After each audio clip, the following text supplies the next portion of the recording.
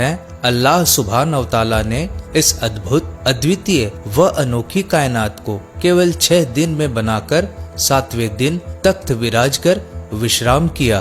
कहा जाता है कि अल्लाह ने पानी की बूंद से इंसानों की रचना की। पृथ्वी पर कीड़ी, हाथी, पक्षी, जलचर आदि जीव जंतु बनाए। वह सबके भरण पोषण के लिए फलदार वृक्ष तथा उपजाऊ जमीन व वर्षा ऋतु बनाई। कहते हैं, इंसानों की अलगर्ज जिंदगी में आने वाली समस्याओं का समाधान भी अल्लाह खुदा ही करते हैं। अपने विधान अनुसार अपने नेक बंदों की मदद करने व उनको सही मार्ग दिखाने के लिए वे अक्सर नबियों को भेजते हैं तथा स्वयं किसी जिंदा बाबा या फरिश्ते का रूप बनाकर धरती पर अवतरित होते हैं। आज हम इस वीडियो के माध्यम से एक ऐसे महापुरुष के बारे में चर्चा करेंगे जिनको दुनिया अल खिद्र या अल खिज्र के नाम से जानती है। अल खिद्र का महत्व इस्लाम की विभिन्न शाखाओं में भिन्न भिन्न पाया जाता है। शिया मुस्लिम में अल खिद्र को एक अमर बुद्धिमान व्यक्ति के रूप में देखा जाता है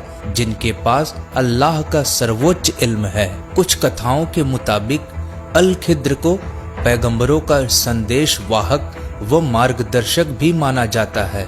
सुन्नी मुसलमान में अल खिद्र को सर्वोच्च रूहानी इल्म रखने वाला शख्स व नबी माना जाता है। मुसलमान मजहब के लोग विभिन्न रूप में अल खिद्र को एक पैगंबर, अल्लाह के रसूल, एक संत या एक बुद्धिमान व्यक्ति के रूप में मानते हैं।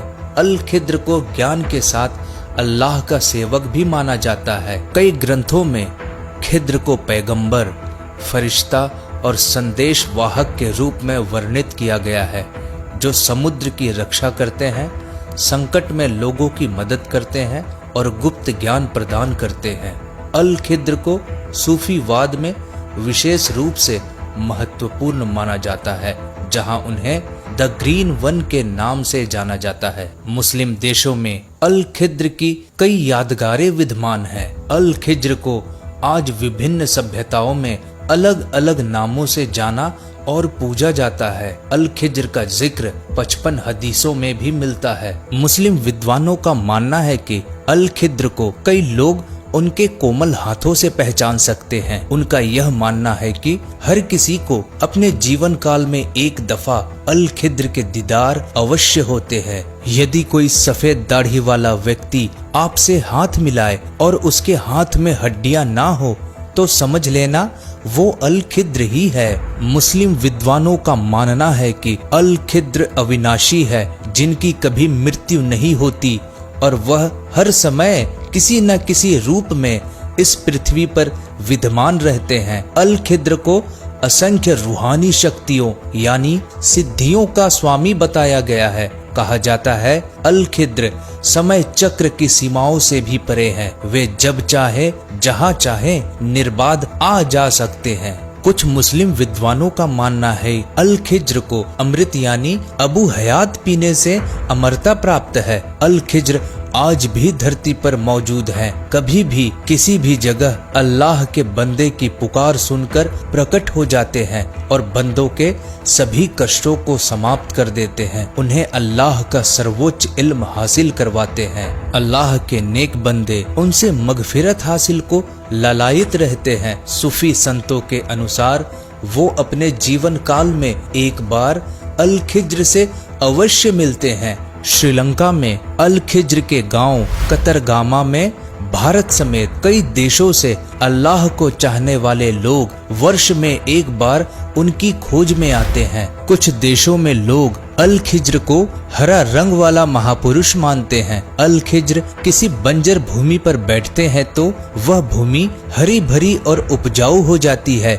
इसी कारण किसान, पशु चरवाहा उन्हें हरे महात्मा या वनस्पति के देवता के रूप में भी पूजते हैं। जब अकाल पड़ता है तो अल खिज्र ही जल संकट से बचाते हैं। तब उन्हें वरुण देवता भी कहा जाता है। हरे कपड़े पहने ये बाबा अनेक लोगों को दर्शन देते हैं, इसलिए इन्हें हरे महात्मा के नाम से भी जाना जाता है।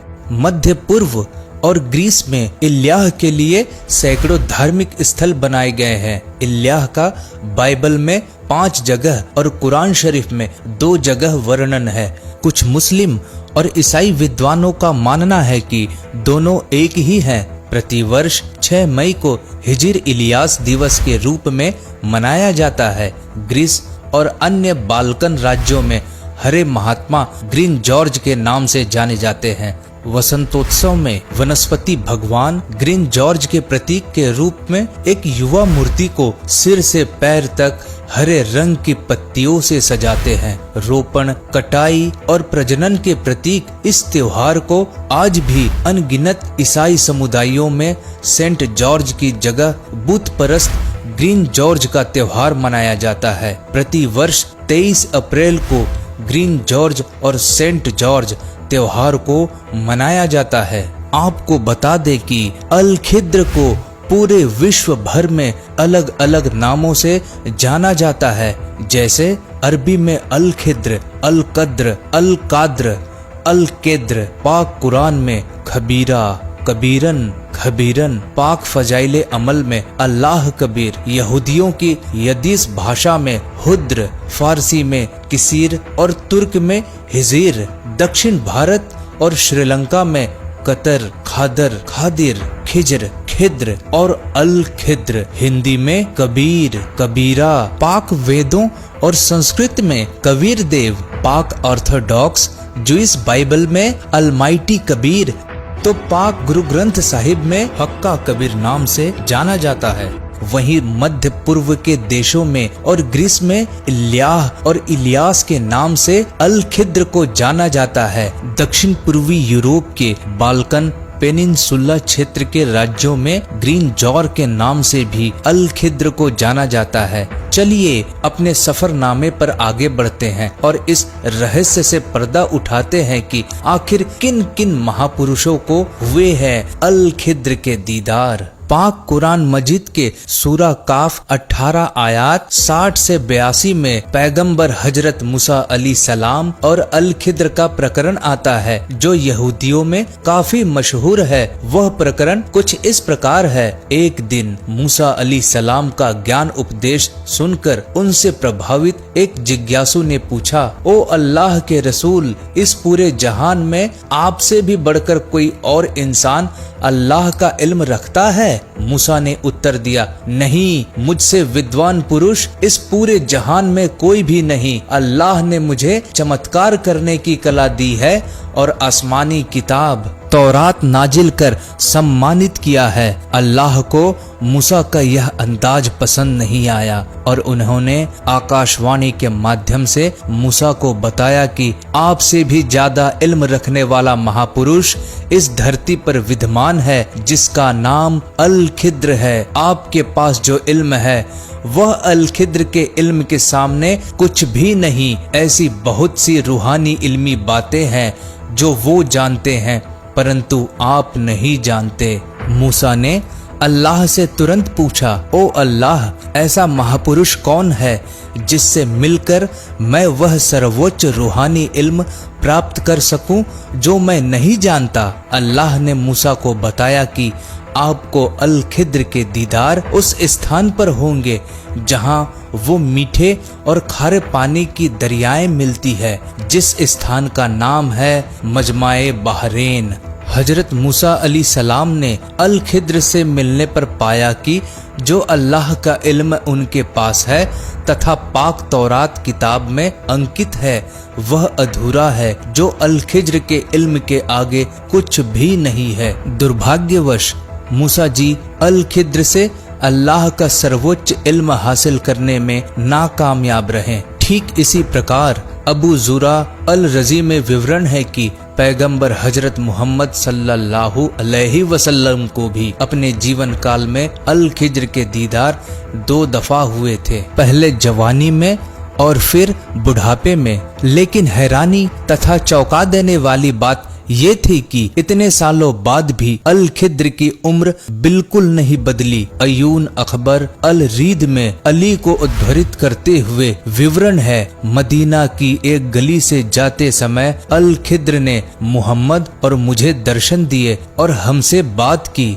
अल बहकी के अनुसार मोहम्मद के अंतिम संस्कार में मौजूद सुंदर नाक नक्शे वाले और आकर्षित करने वाली दाढ़ी वाले अल खिद्र मौजूद थे, जिनके बारे में अली ने बाद में बताया। एक विवरण के अनुसार अल खिद्र काबा के पास में अली को मिले और एक दुआ दी और कहा, इस दुआ को करना, ये दुआ अद्भुत है, इसे करने से पल भर में सारे पापों का नाश हो जाएगा। बदर की लड़ाई से पहले एक रात अल खिद्र अली को सपने में दिखाई दिए। अली ने उनसे कहा, कृपया करके मुझे ऐसी दुआ दीजिए जिससे मैं लड़ाई में जीत हासिल कर सकूं। अल खिद्र ने अली को एक मंत्र दिया। सुबह होने पर अली ने पैगंबर मोहम्मद को यह वृतांत बताया। मोहम्मद ने कहा, अली, अल खिद्र ने तुम्हें अल्लाह का सबसे बड़ा नाम सिखाया है। फिर बदर की लड़ाई के दौरान अली ने पूरे समय मंत्र जाप किया,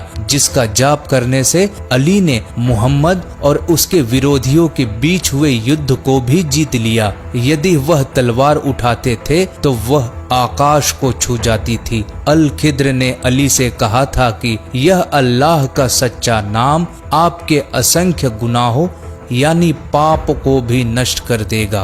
13वीं सदी के मशहूर संत रूमी को भी अपने मुर्शिद समस्तर बेज के रूप में अल खिद्र के दीदार हुआ करते थे तथा अल्लाह के नेक बंदे मंसूर अली को भी समस्तर बेज के रूप में अल खिद्र ने अल्लाह की इबादत बतलाई थी। कहा जाता है कि इराक के बलख बुखारे के बादशाह सुल्तान इब्राहिम इब्न अधम बल्खी को भी अल खिद्र के दर्शन हुआ करते थे। उनसे इल्म हासिल करने के बाद इब्राहिम राजपाट त्याग कर आजीवन अल्लाह की इबादत में लगे रहे। 13वीं सदी के मशहूर सूफी संत व कवि रूमी की पुस्तक मसनवी में इस घटना का संदर्भ मिलता है। वास्तव में अल खिद्र ही पाक कुरान मजीद की सूरत अल फुरकान 25 आयत 59 में बताए बाखबर की भूमिका निभाते हैं और अल्लाह के नेक बंदों को सर्वोच्च इल्म हासिल करवाते हैं।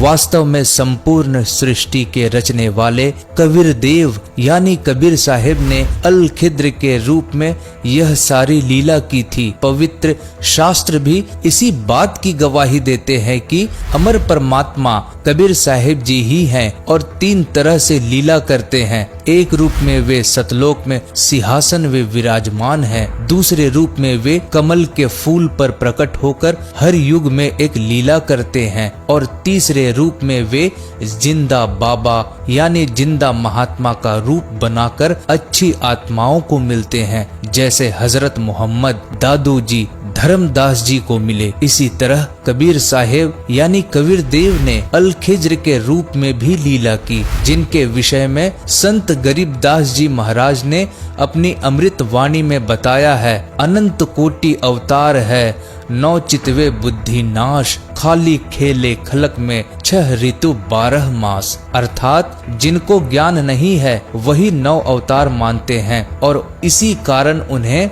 विष्णु अवतार के रूप में मानते हैं, परंतु सब लीला अविनाशी खुदा कबीर जी करते हैं। दिन में 100 बार सतलोक से उतर कर आते हैं और पुनः 100 बार सतलोक में वापस चले जाते हैं। खालिक यानी परमात्मा तो खलक यानी संसार में 6 ऋतु 12 मास यानी सदा ही लीला करते रहते हैं। इस अनमोल गुत्थी को केवल बाख भर ही सुलझा सकते हैं। आज वर्तमान में वही महापुरुष अल खिद्र या यूं कहें कि कदर अल्लाह कबीर साहिब जी बाखबर संत रामपाल जी महाराज के रूप में आए हुए हैं। अतः इस वीडियो को देखने वाले अल्लाह के नेक बंदे से हमारी गुजारिश है, आप शीघ्र अति शीघ्र बाखबर संत रामपाल जी महाराज के सर्वोच्च इल्म को हासिल करें और अल्लाह की सच्ची इबादत प्रारंभ करें। धन्यवाद।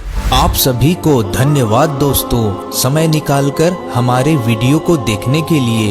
हम जल्द ही एक और नई वीडियो को लेकर वापस आएंगे। इस चैनल पर हम इस्लामिक ज्ञान, धार्मिक तर्जुमानी, कुरान के तफसीर, हदीस और अन्य इस्लामिक विषयों पर वीडियोस शेयर करते हैं। हम इस्लाम के मूल्यों और नए रास्ते के बारे में चर्चा करते हैं। और आपके जीवन को एक सकारात्मक रूप में प्रभावित करने के लिए प्रेरित करते हैं। यदि आपने हमारे चैनल को अभी तक सब्सक्राइब नहीं किया है तो कृपया सब्सक्राइब बटन पर क्लिक करें और वीडियोस को लाइक, कमेंट और शेयर करना ना भूलें। आप हमें अन्य सोशल मीडिया पर भी फॉलो कर सकते हैं। मुसलमान धर्म से संबंधित अधिक जानकारी के लिए पढ़ें बाखबर संत रामपाल जी महाराज द्वारा लिखित पुस्तक मुसलमान नहीं समझे ज्ञान कुरान।